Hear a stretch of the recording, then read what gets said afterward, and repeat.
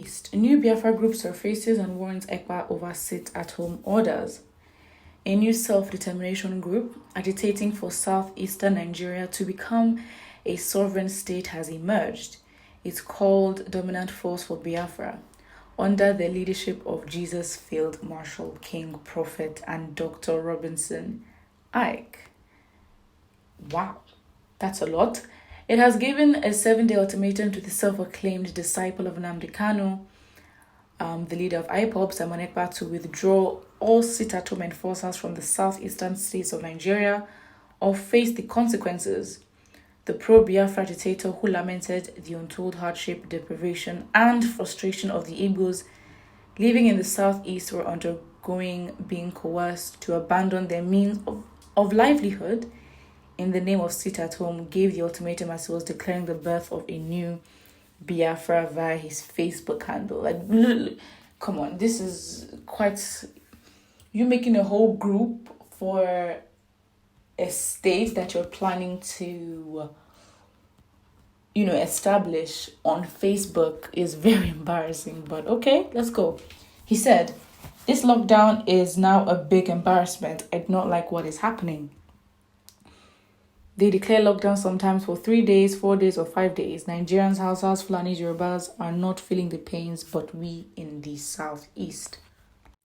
Sometimes you hear of shootings, stray bullets from either the militants or Nigerian soldiers will kill our people.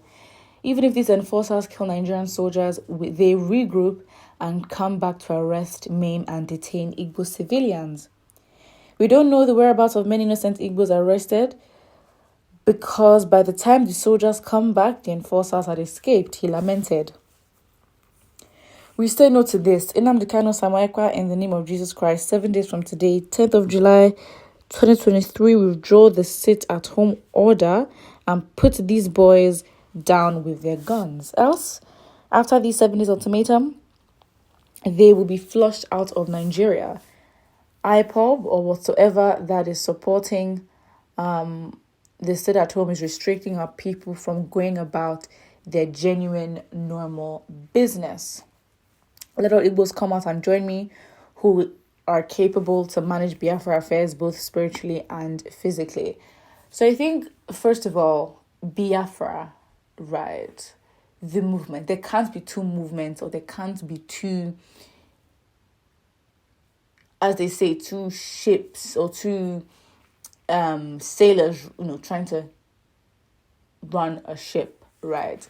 So I think if anyone can easily, in the most respectful way, just come up and say, "Oh, there's a new Biafra group," then it really questions the strength of the movement in general, if these people are serious, right? And it questions the leadership and unity of the people. Because if somebody can just decide, "I'm launching, a new Biafra group on Facebook," then it gives a lot to question. And in the most respectful way, it's not the best way for IPOP to be respected, because it just makes it look like some shabby movement where anyone can just decide, "You know what, you're not doing good enough, Simon Ekpa, I declare that you stop." I mean, it's just all this online, and what's the word? It invalidates or takes away from what the movement actually represents and what the people want. I mean, obviously, it is very, very shameful and very sad that the Nigerian government still has a hold of Nnamdi Kanu, which is what a way to destabilize your movement. At the end of the day, yes, you can say the movement is the people, but this is somebody who is a core foundation to the organization called IPOB, right? And I think, again, when you lack your leader, this is what happens. And since Nnamdi Kanu is not as active, you now have Simon Ekpa, which people don't respect and are literally calling him names and saying, "Who are you to say this or say that?" And it's quite sad, to be very honest, and also it's just not a good look for Igbos. It's not a good look for the IPOB organization.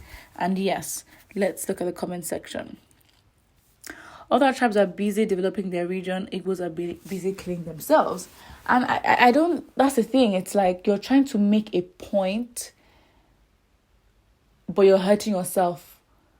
You're not hurting where it's meant to be effective, which means what you're doing does not make sense. And I don't believe that IPOB members would actively do that.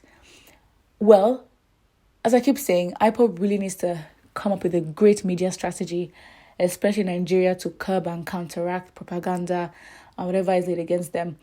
IPOB's lead counsel, Aloy Jimako, is the consistent person that comes out to speak and say, by the way, the killings, the insecurity that's happening has nothing to do with IPOB. It has nothing to do with IPOB. IPOB is not behind that. However, it's very sad because in this case, Aloy Jimako cannot be the only reliable source of information. He's the leader. He's the lead counsel and the lawyer, not IPOB's media secretary to give out things all the time. And I think they need to find a channel that is as effective in they need to find a strategy. If it's going to be using social media, they can still do it. If it means teaming up with any of the networks in the country, I don't know. They just need to find a strategy, because curbing it by themselves or curbing the negative propaganda that's put out against them is going to cost a lot. And I think it may even cost a lot, even, as much as running the organization itself, because media and information is very important in our day and age.